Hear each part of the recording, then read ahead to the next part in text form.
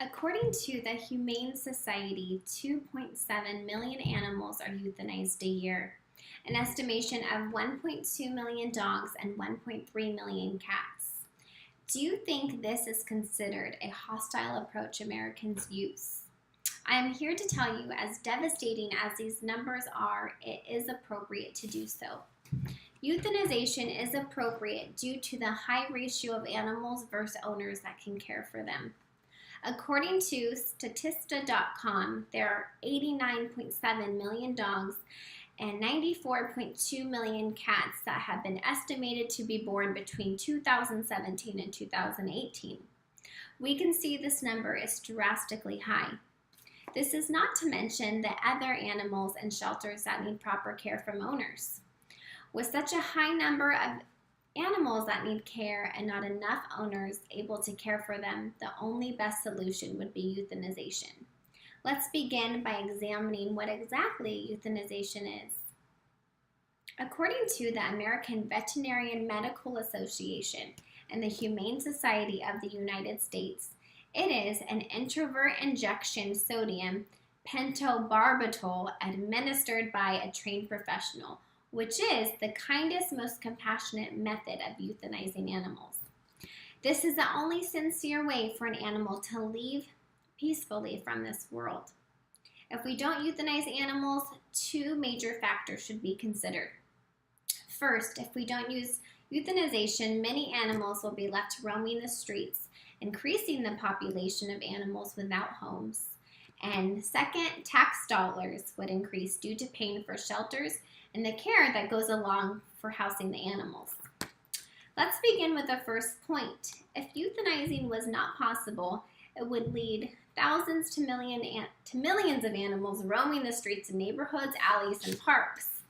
This would increase the death rate of animals being hit by cars or being left to die in the streets due to starvation and thirst. According to Pet Tech's website, one of the leading pet safety websites, states, in the U.S. alone, approximately 1.2 million dogs are killed on the road each year. The number of cats on the road in the U.S. every year is much higher at an approximation of 5.4 million. Animals would also have lack of shelter on hot summer days or cold winter nights that could take a toll on its health.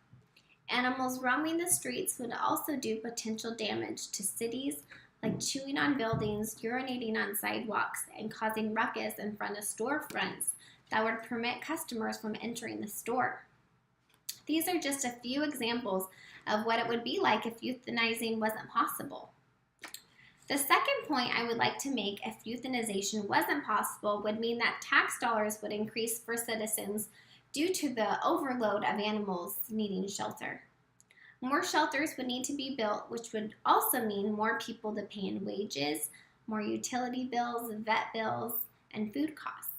The Humane Society of the United States says that less than 1% of the HSUS's budget consisted of grants to shelters. This is meaning that the HSUS's funding is mostly going toward other needs other than animal shelters.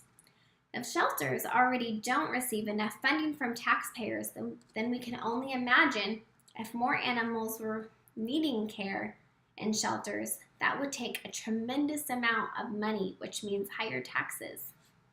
In conclusion, we do not have the resources, funding, and bodies to take care of millions of animals born in the nation.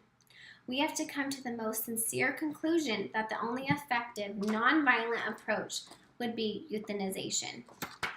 This is the most peaceful way for an animal to leave the earth. Next time someone complains about euthanizing animals, explain to them the reasons why it is appropriate to do so, such as these ones. Thank you.